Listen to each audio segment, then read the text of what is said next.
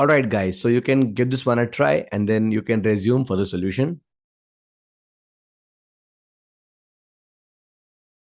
Okay, so in a village, the production of food grains increased by 40% and the per capita production of food grains increased by 27% during a certain period. Food grains production increased by 40% and the per capita production increased by 27% during a certain period. The percentage by which the population of the village increased during the same period is nearest to. Okay, so first of all, guys, let's understand this term per capita. The per capita production is the total production divided by the total population.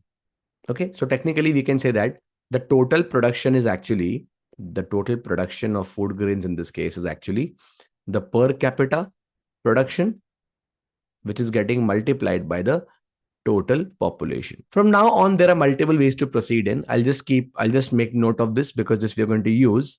All right. So from here on, there are two ways of solving the question. We know that the percentage increase in the food grains production, the total production has been given to us, okay, as 40%. So one way is you assume the total production as X, the per capita production as Y, and total population as Z.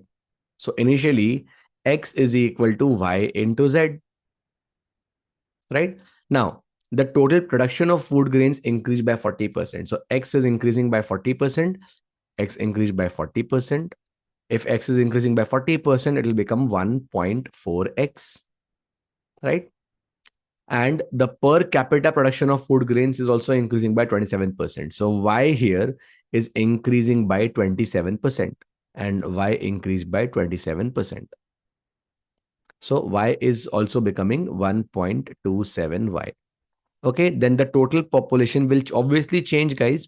And now the total population, let's call it as Z2. Okay, 1.4X will still be equal to 1.27Y into Z2, right? And now we divide these two equations. And when we divide, we will get X getting cancelled. 1 upon 1.4 is equal to Y also getting cancelled. 1 upon 1.27 into Z divided by Z2. Okay, and from here we get the ratio of Z2 upon Z. Z2 upon Z should be equal to 1.4 divided by 1.27. All right, so this is what this is. And for this, you could have probably used your on-screen calculator, and this would give you roughly 1.103. That means the population has become 1.103 times. That means the percentage change in the population, final minus initial upon initial into 100 will give you a 10.3. That means the population has grown by 10.3%, and that is nearest to your C option. That is the correct answer to the question. So this was one way out, guys. Now, if you observe carefully, this is like our concept of successive percentage change, right? This value changes by A% and this value changes by B%.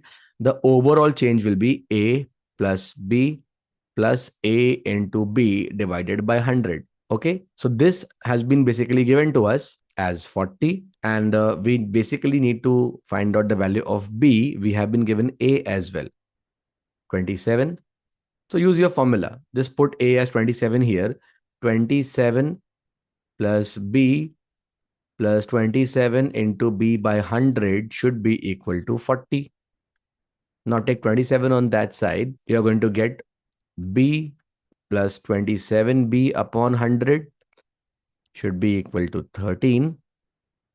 Or 100B plus 27 is 127B by 100 should be equal to 13. And that pretty much gives me the value of B as 130 divided by 127.